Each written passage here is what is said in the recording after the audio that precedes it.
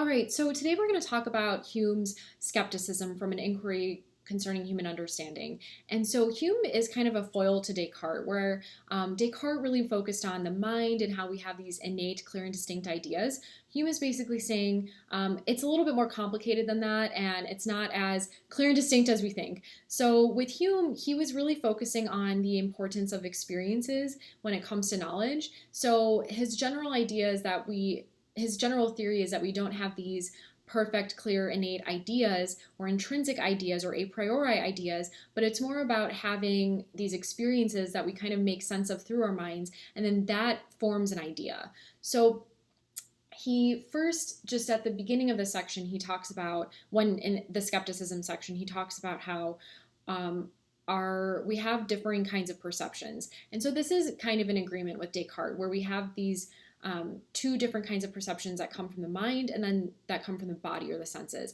And so the ones that come from the mind are a little bit more abstract, they're not as intense, whereas the perceptions that come from the body have to do with our senses, are a lot more vivid in nature, and they're also relating or connecting to our emotions. So our feelings and our passions, and as much as we want to feel like we are these very rational beings, Hume's general premise is that we are really driven by emotions a lot more than our rationality. Of course, that could change. We could try to do things to become, a little bit more rational, but we have to be aware of the fact that our emotions are much more intense than our ideas.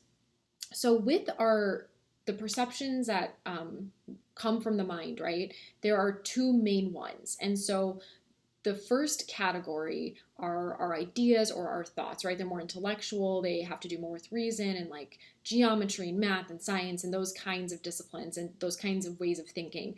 And the other type of perception that comes from the mind is what's referred to as impressions, which come from the senses and have more to do with our emotions and what we see and what we hear, and they're much more lively. Whereas the ideas and thoughts are a little bit more narrow, they're a little bit more limited, but they help us, specifically our thoughts and our ideas, have to do with how we interpret these experiences or how we interpret these impressions that occur. So how we're dissecting them, how we're doubting them, etc.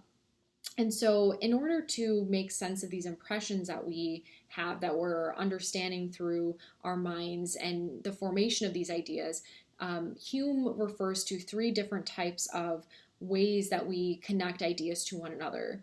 So the first one is resemblance, right? How much does this object of the mind, meaning an idea or impression, how much does that resemble other ideas or other experiences? And then the second one is contiguity. So it's more about like association. So what do we associate with certain types of events? So, for example, if we see a fork and we always see a fork with a knife, then we're going to typically assume that forks and knives come together, as opposed to them being like these things we don't think about together. And then the third one has to do with the most important one for Hume, which is cause and effect. So how do we associate an effect with a cause and vice versa? And so he'll talk later on about how cause and effect comes from inference. But at this point, we have this distinction between thoughts and ideas and impressions, and how we relate these different types of impressions together into these ideas through the working of the intellect, through the working of the mind. Later on, he talks about how these impressions that we, perceive through our minds, they don't necessarily come from the intellect, but they come more from our experiences. So it's about experiencing that the sun will rise, the next day, rather than knowing intrinsically that the sun will always rise, or knowing that we shouldn't hold our finger to a flame is from experiencing that pain, right? Someone can tell us not to do it, but that's also a type of experience, right? It's not as if we intrinsically know we shouldn't put our finger on the flame.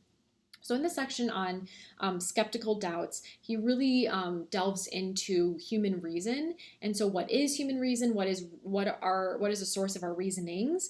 And so he says that with human reason, we have two different types of human reason. So the first one has to do with the relation of ideas to one another, and it has to do with this demonstrative type of reasoning, more so, as I mentioned before, geometry, algebra, math in general, and these specific ideas that cannot be contradicted. So just the fact that a right angle angle is 90 degrees.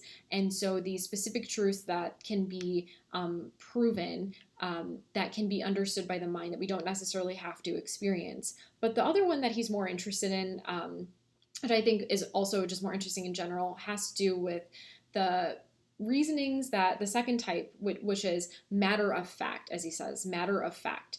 And so matter of fact types of reasoning has to do with, for example, like moral reasoning, or like inferences we make about human nature, or inferences we make about reality without it being demonstrably proven. And so with matter of fact, this really has to do with inference and cause and effect. And so matter of fact the origin of these matter of fact ideas are not innate or a priori ideas. They're more about our experiences. So our experiences are the source of these matter of fact ideas rather than the mind, or specifically these like intellectual ideas of the mind. It's coming from our experiences. And so we use cause and effect to create these specific types of matter of fact ideas. And it's not as if the effect is like intrinsically found in the cause and vice versa. It's more about the inferences that we make based off of cause and effect, based off of our experiences, right? So we have these experiences, then we make these inferences about them, and then that relates to cause and effect, or the principle of cause and effect, and then we have these like relation of ideas here.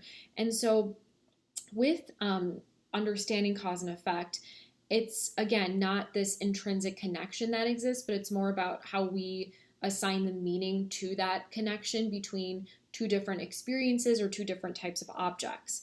And so it's not as objective as we think it is. And so then in part 2 of the skeptical doubt section, he continues to think about what are reasonings and what are the conclusions that we make about our reasonings. And so this is where he says that we have to recognize the importance of experience when it comes to our ideas. And we have to recognize that we are ignorant about a lot of facts, a lot of ideas. And so if we think about how we know what we know from our experiences, that can help us realize the limits of our knowledge, because we haven't experienced so much. So it's really hard for us to know and understand aspects of reality and ideas in general, because we haven't experienced it.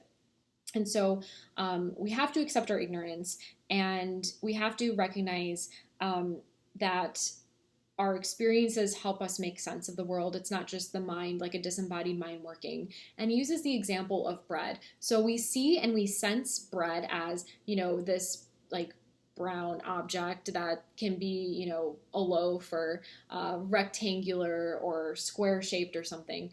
But then we also know that bread is nourishing to us. So it's not as if we know it's nourishing to us from how it tastes.